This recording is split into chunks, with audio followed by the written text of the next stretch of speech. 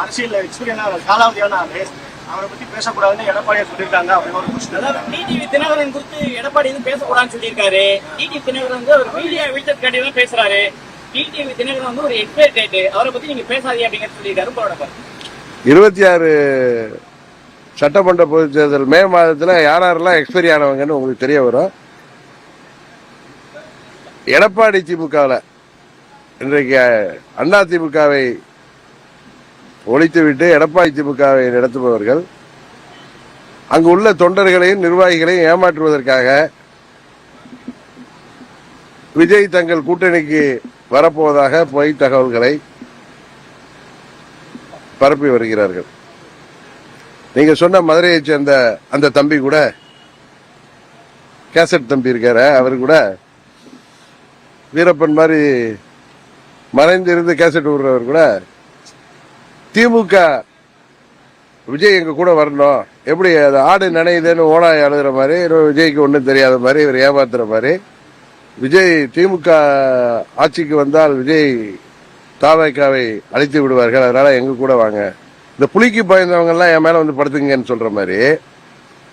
ஏற்கனவே திமுக ஆட்சி 4.5 ஆண்டுகளுக்கு முன்பு தேர்தல் அறிக்கையிலேயே இன்றைய முதலமைச்சர் தேர்தல் அறிக்கையில என்ன சொன்னாரு, அன்றைக்கு பழனிசாமி ஆட்சியில ஊழல் பெருக்கெடுத்து ஓடுகிறது, ஊழல் செய்தவர்கள் அனைவரையும் தனி நீதிமன்றம் அமைத்து வழக்குகள் போட்டு நீதிமன்றம் மூலம் சட்டத்தின் மூலம் அவர்களை தண்டிப்போம் என்று சொன்னார்.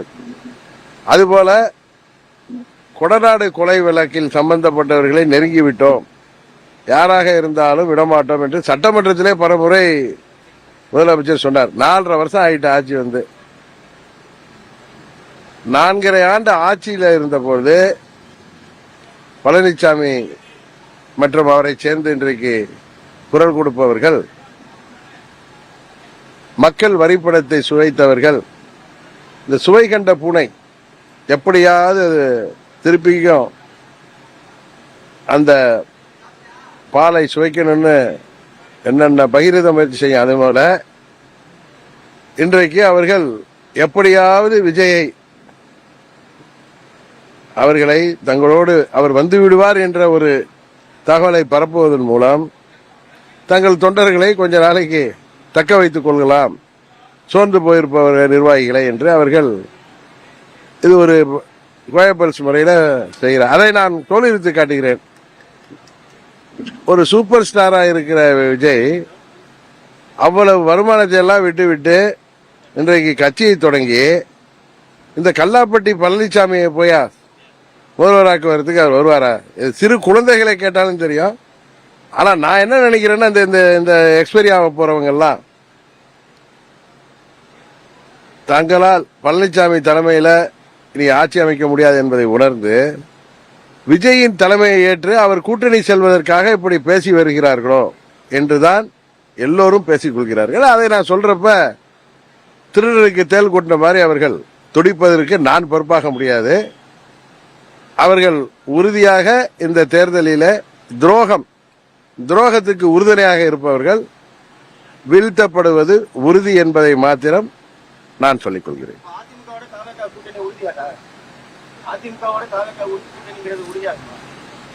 விடிய விடிய கதை கேட்டு சீதைக்கிராம சித்தப்பான்னு, அதாவது திரு விஜய் அவர்கள் தலைமையை ஏற்று விஜய் முதல்வர் வேட்பாளராக ஏற்று வேண்டுமானால் இவர்கள் சென்றால் கூட்டணிக்கு வாய்ப்பு இருக்கிறதுன்னு சொல்றேன். சரிதானே நான் சொல்றது? புரியுதுல்ல? ரைட்.